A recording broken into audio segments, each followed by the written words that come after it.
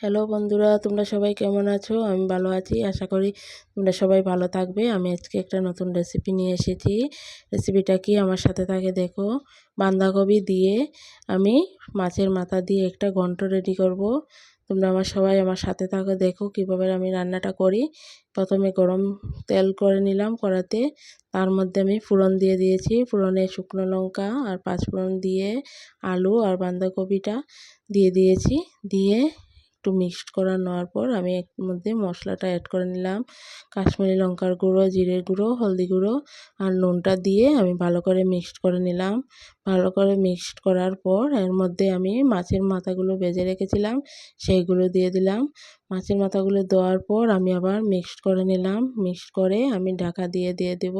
ঢাকা দেওয়ার পর আমি 10-15 মিনিট পর দেখব সিদ্ধ হয়েছে। সিদ্ধ হওয়ার পর আমি এগুলো আবার ভালো করে মিক্সড করব। মিক্সড করার পর নামিয়ে নেব। বন্ধুটা এই ভিডিওটা ভালো লাগলে লাইক, শেয়ার, কমেন্ট করে আমাকে জানাবে কেমন হয়েছে রান্নাটা। আর তোমরা সবাই ঘরে রান্না করে ট্রাই করে দেখবে, অনেক সুস্বাদু, খেতে অনেক স্বাদ গরম ভাতের সঙ্গে। এই ভিডিওটা ভালো লাগলে লাইক, শেয়ার, কমেন্ট করে দিও। বন্ধুরা বাই বাই, ভালো থাকো, সুস্থ থাকো। বাই বাই বন্ধুরা।